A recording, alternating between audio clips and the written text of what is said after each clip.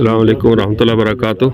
ये वो जगह है जहाँ पर सैयदना इब्राहीम अलैहिस्सलाम को नमरूद ने आग में डाला था। और ये जो पहाड़ की चोटी नज़र आ रही है, यहाँ पर कह रहे वो मिंजनीक कायम की गई थी, जिसके अंदर हज़रत इब्राहीम अलैहिस्सलाम को बांध कर वो आग चिखा के अंदर डाला गया था। तो ये वो सारा वही इलाका है जितना हमें नज़र आ रहा है। ये वाला ये हम चूँकि वहाँ पर रास्ते को बंद किया हुआ है, तो ये हम ज़रा दूरी से इसको जूम करके ले रहे हैं। तो ये सारा इलाका वही है जहाँ नमरूद का जो पाया तख्त था। और यहाँ पे बाकायदा चूँकि ये लोग आतिश को अपना इलाह मानते थे, तो इन्होंने हज़रत इब्राहीम अलैहिस्सलाम को आग में डाला कि अब हमारा इलाह ही इसका फ़ैसला करेगा।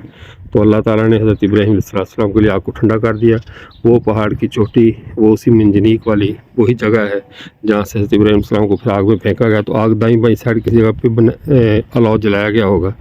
तो ये वो खिता है ख़ास, और ये करबला के बिल्कुल करीब है। यहाँ पर जो हज़रात आएँ तो इस खिते को ज़रूर देखें। और बाकी इर्द गिर्द तुर्की वगैरह में दूसरी जगह भी उनकी तरफ मनसूब बनाई गई हैं, लेकिन वो करीने क्यास नहीं है। इसलिए कि जब ये इलाका हज़रत इब्राहीम अलैहिस्सलाम का इलाका था, तो सारे वाक़यात का यहीं पर पेश आना जो है वो तारीख़ी एतबार से भी दुरुस्त मालूम होता है।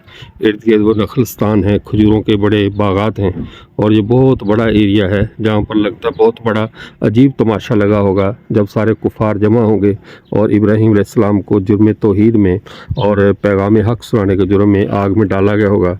और अल्लाह ने किस तरह उनको फ़तह नसीब फरमाई और हक़ को गालिब फरमाया। और आज भी जो भी अल्लाह के नाम की सरबुलंदी के लिए काम करते हैं, उनके लिए आग भी आज भी उनके लिए आग जो है वो गुले गुलजार बन जाती है। जज़ाकुमुल्लाह। अस्सलामु अलैकुम व रहमतुल्लाह।